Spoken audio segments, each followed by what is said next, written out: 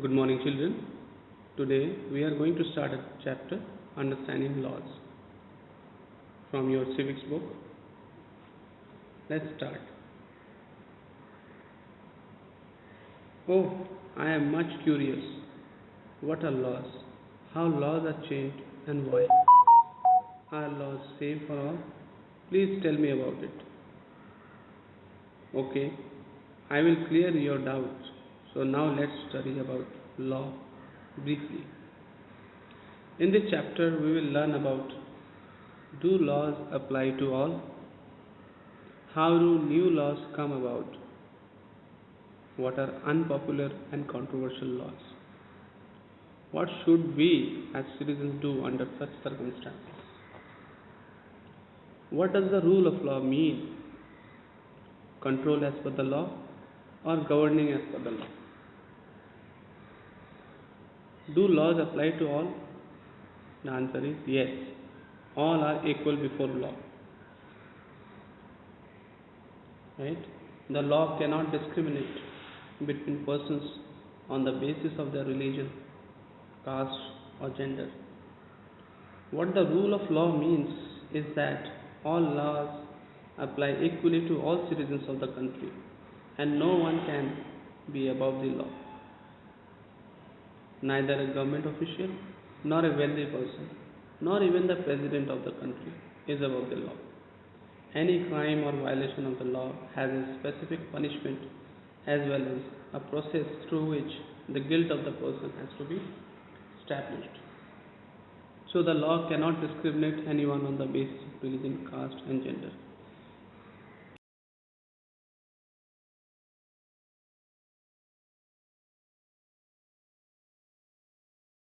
Before law, right?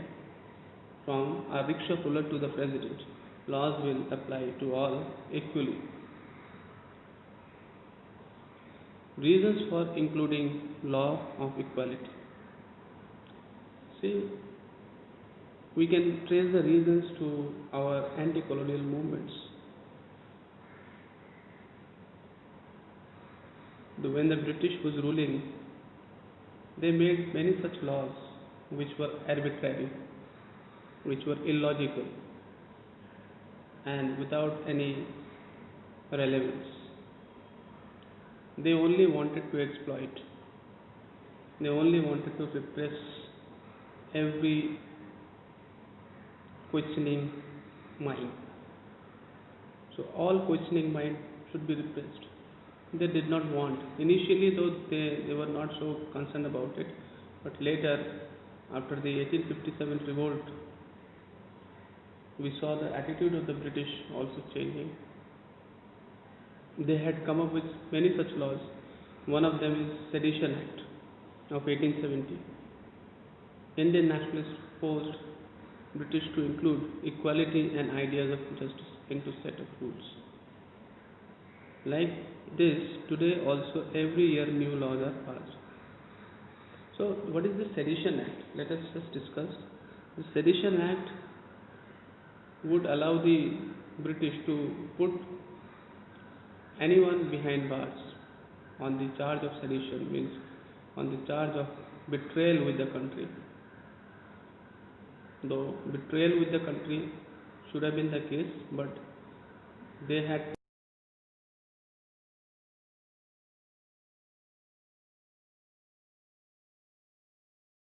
to criticize the government, they would be put behind bars.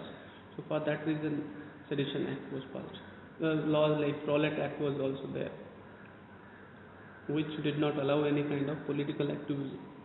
Means you cannot protest against the government, you cannot hold any rallies, public meetings, and anyone, all the political prisoners would be put behind bars without trial for 2 years. So you can understand the situation, right? Now, according to what is being said over here, because of Sedition Act of 1870, Indian nationalists forced Britishers to include equality and ideas of justice and set of rules. Since the Indians realized during the anti-colonial movement that how much it is important to include equality, because We have seen the arbitrary laws like Sedition Act of 1870. Like this today also every year new laws are passed. The question is raised, how do people come to think and propose that a new law is necessary? How do new laws come about? When problems are faced by people, they raise the need for a particular law through media like TV channels, newspapers. The citizens play a crucial role in coming of a new law, right? So as I was saying that earlier, the colonial law was arbitrary, and Indian nationalists played a very prominent role in the development of the legal sphere in India. As in the previous page also we talked about the Sedition Act of 1870, in which the idea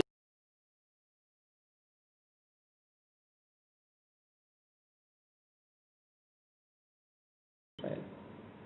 Now, this we have already spoken of. By the end of the 19th century, the Indian legal profession also began emerging and demanded respect in colonial courts. They began to use law to defend the legal rights of Indians.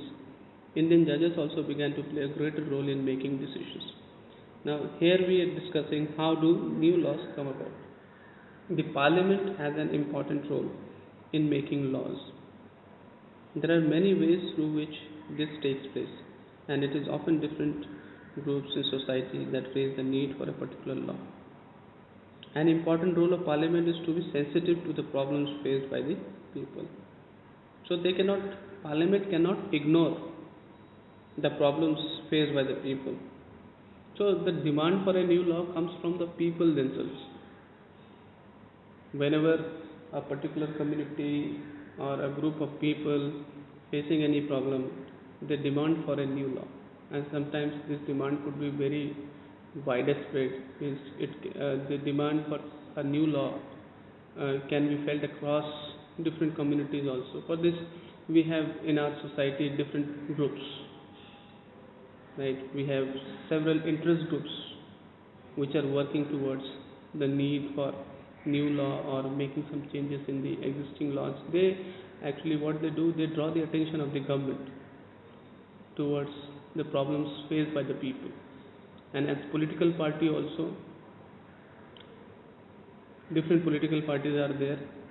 They get the opinion of the people, since they are also from among the society.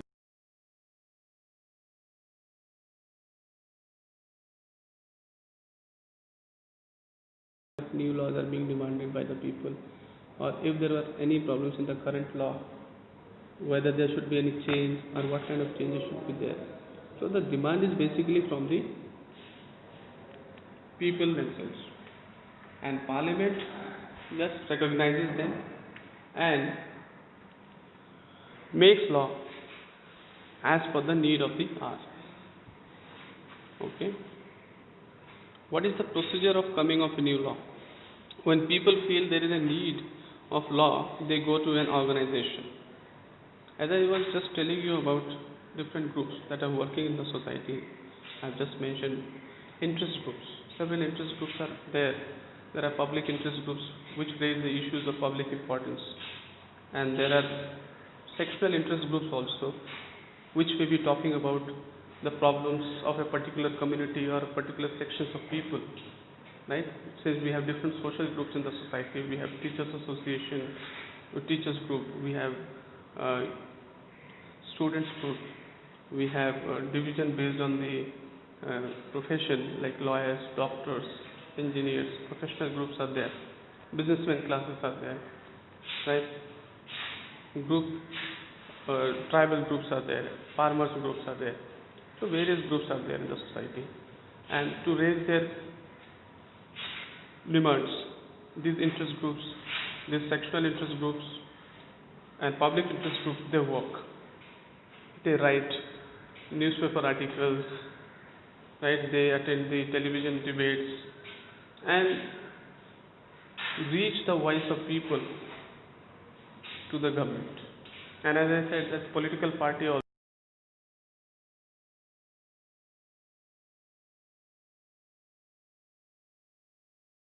um, tries to get feedback continuously from the people. And we also see that there are several pressure groups as well. The pressure groups, their way of working is a little different, unlike the from the interest groups. Interest groups work for the uh, they take longer time, and they may not be pressing the government for immediate results, whereas the pressure groups, they put more pressure and they want immediate results. So they may be sometimes turning a little more aggressive. They could be turning into they could be turning violent as well. But in democracy there is no place for violence. So each and every demand that is coming from the people should be kept in front of the government in such a way that is not inviting any kind of violence. So then, as I said, that several organizations discuss on the complaint and then prepare a draft of laws. The draft is then sent to the minister. He introduces the law. Then voting of several ministers of Lok Sabha takes place. If it is approved by the Lok Sabha, it is sent to Committee 1 for the further procedures. Also, if it is getting approved by the Committee 1, it is then sent to the Rajya Sabha. Here ministers vote again, and approval bill is sent to Committee 2. After approval, it goes to the President, and if President approves it, then the new law is introduced in the society. See, the President can also give refusal to the any bill only twice, and the third time they have to approve.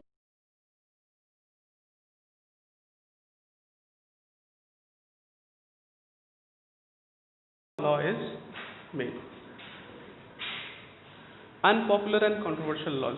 See, there are several instances wherein such laws are also made which are unpopular and they become controversial also. Right? Parliament passes new laws every year that may be unpopular. Controversial laws, some of these laws may be unacceptable to people because they could feel law is unfair and harmful. So they might criticize this law, and when a large number of people criticize the law, it changes.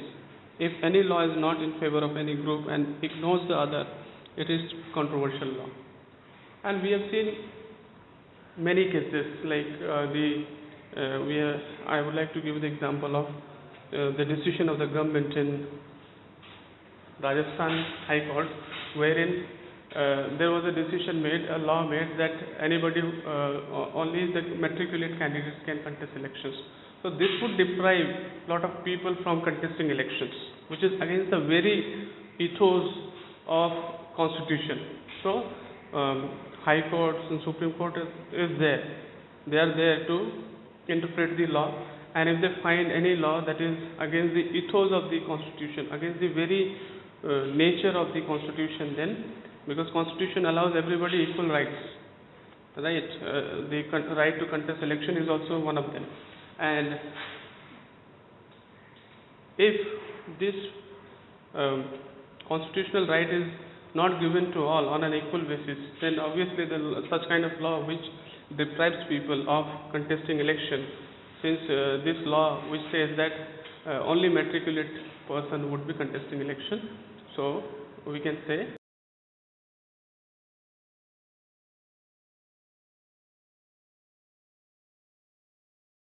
very core of the Constitution. So this kind of law is controversial law. So whenever any law is not in favor of any group and ignores the other, it is controversial law. As citizens play a crucial role in electing their representative, they also play a crucial role in helping Parliament perform its representatives function properly. Right? When people ask questions, right, through their representatives, the government also has to function very, very sensitively, not ignoring the demands of people, because ultimately it is a representative democracy wherein people's wish, what do the people at large want, has to be taken care of.